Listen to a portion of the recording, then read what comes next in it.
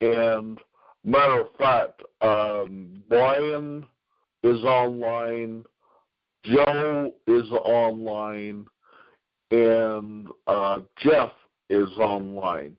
If we can arrange a hard copy after the recording stops,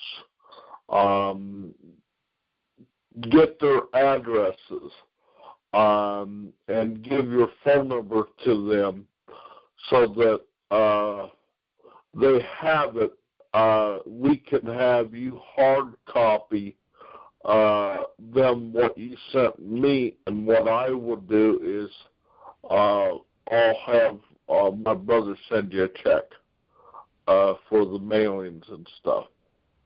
Michelle's also online, Brother Jamie. Okay, Sister Michelle as well. So there's 5. So, okay. You know, and then they can send us a little donation for the reimbursement for that. Okay, Jamie, are all your people close proximity of each other to where I sent to one? No. Okay. Michelle is in Alabama. Joe is in Florida. Brother Jeff is in Oklahoma. Brother Brian is in New York. We ain't near each other. Yeah. Jeff, whereabouts are you in Oklahoma, brother? I'm in Sallisaw, Oklahoma, right off of I-40, just about 30 miles from the Arkansas border. Okay, you're on the east end. Okay. Yeah, because I'll be coming up through Oklahoma City and up that way, headed to Wichita, going home. Oh, so. yeah, I'm way over on the east side. Yep. All right. I'll give you guys my phone number. That way, if something would ever happen where we get separated, and I think Michelle has got a lot of my information too because she's talked to me. But it's 612-599-0903. I'll send them all the information when we get finished. Is that you, Michelle? Yes, sir. And I've had double pneumonia, so I haven't been able to send your money. I haven't been able to go get a stamp. Okay, and don't worry about it, sis. Michelle, do you have everybody's address, physical address?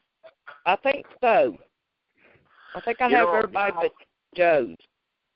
Okay, if you were able to make sure you had everybody's physical address and could email it to me, that would really help out. And then I was going to do that yesterday, but I couldn't see how to do it. Yeah, that's no problem, brother. We this weekend, just so you know, at Brother Johnny's, we went into our database and we got about halfway through doing the Spanish translation of all the materials. So we got that. But why I say that is because in order to do some of the Spanish translation, I had to change some of the English words in the English because they weren't. It wasn't translatable. Does that sound right, Jamie? Yeah, it does. So just to give you a heads up on that, that's what I'm working on the next couple, 2-3 days here. I've got some of them that are done that I could send. The topical ones are done. The books of the Bible are part done. I've done none of the Navigator studies yet, but they'll be, if in a day or two, I should have them done as well.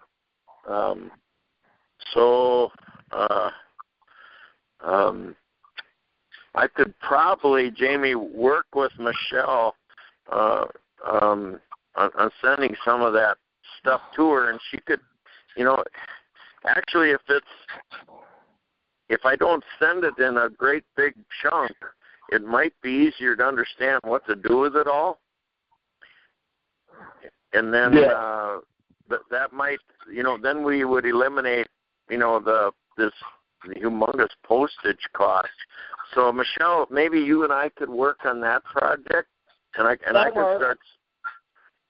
start sending some to you soon whenever you're ready to start. Does that sound fair with you, Michelle, or what?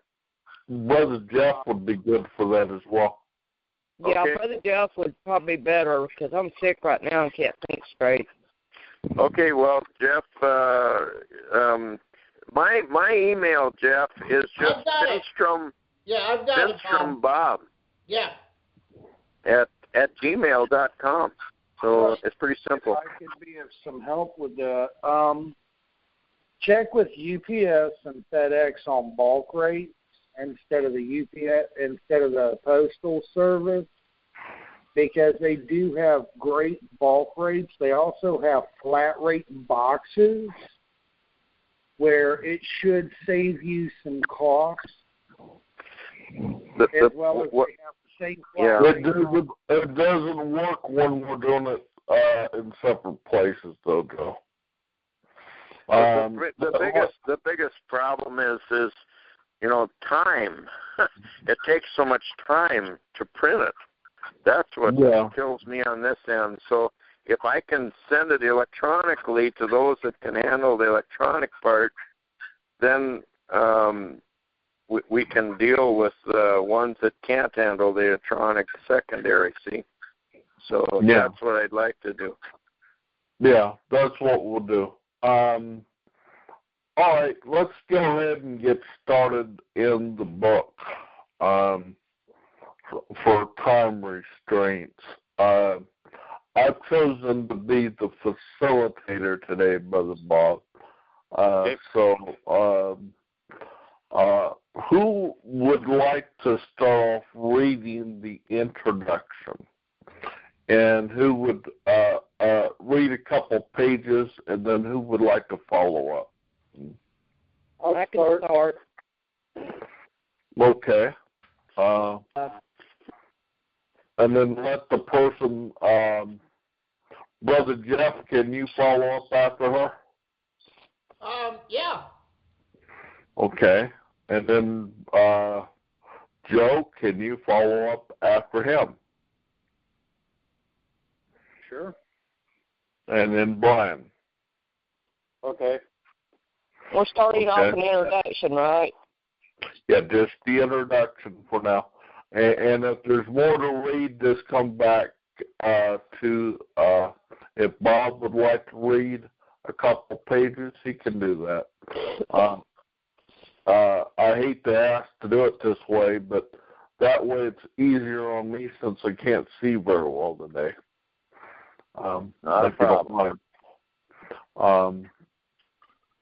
I would read to you, but it'd be Mama had a baby and she didn't know what to do with it. But all right, let's get started. Okay, this is Contagious Disciple Making by David and Paul Watson, leading others on the journey of discovery. Introduction. God, I can't plant churches anymore. I didn't sign on to love people, train people, send people, and get them killed. 6 men I, David, have worked with had been martyred over the last 18 months. I can't live in the area you called me to reach. The Indian government expelled our family from the country. More than 2,500 miles in the ocean separates our house in Singapore from the Bajoran people in North India. The task is too big. There were 80 million people in Bajoran, or however you pronounce that, living in an area. Bushpori is how they pronounce it. Bushpori. Bushpori. Thank you. There you got it. Yep. There were 80 million Bushpori living in the area known as the graveyard of missions of missionaries. There isn't enough help. There's only 27 evangelical churches in the area. They struggle to survive. Fewer than 1,000 believers believe among the Banjuri at the time. bushbory. Yep. Take away my call. If you think of like a bush, the burning bush, and then Puri, P-U-R-I, you got it. Okay. Take away my call. I will go back to the state. I'm good at business. I will give lots of money to mission. Let someone else plant churches. Let me go. Release me from my call. Every day for 2 months, we had the same conversation. Every day I went to my office and sat in the dark and begged God to take away my call. And every day he refused. Fine. You have to teach me how to plant churches. I cannot believe that you will call someone to the task without telling him how to do it. Show me your word, in your word, how you want me to reach these people. If you show me, I will do it. That was my covenant with God. This is what started my part in the work among the bush poor. New ideas. God upheld his part of our covenant. Over the next year, he led me through Scripture and brought my attention to things that I had read but never understood, at least not in context. Patterns emerged and new thoughts about the church, making disciples, and church planning came to life. I prayed for 5 Indian men to help develop these ideas in North India. I met the first at a secret forum gathered in India to discuss evangelizing Hindus. They invited me to present some of my ideas. As I talked, they started leaving 1 by 1, 2 by 2, sometimes 5 at a time. People got up and left the room.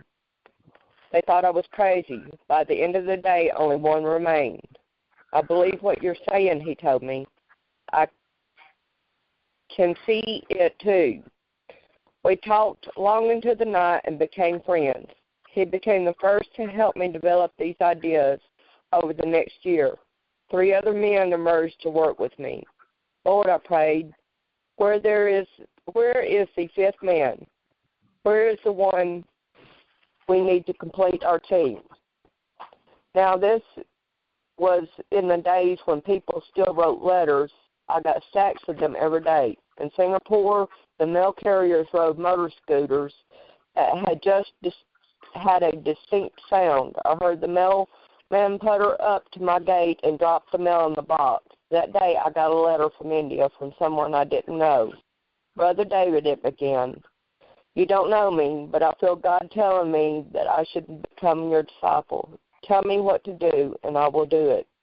Here was our 5th member of our team. But God didn't give me the man I prayed for. You see, a woman wrote the letter I got that day. Can someone else take over, please? Yeah, I'll pick it up. Over the next few years, we struggled as we implemented the things God taught us. Our first church planted with this new methodology didn't happen until 2 years after the secret formed. In fact, the missions organization I worked for threatened to fire me each year during my annual review. You're not doing your job, they said. Give me time, I responded. We're trying something new. Trust me, and for some reason they did. All of a sudden, we saw 8 churches planted in 1 year. The next year, there were 48 new churches planted. The year after that, 148, then 327, and then 500. In the 5th year, we saw more than 1,000 new churches planted. After the 5th year, my missions organization called me. You must be mistaken, they insisted. No one can plant 1,000 churches in 1 year. We didn't believe 500, but we certainly don't believe 1,000. Come and see, I told them, and they did. A formal survey of the work among the Bushpuri showed that our team actually underreported the number of churches planted in the area.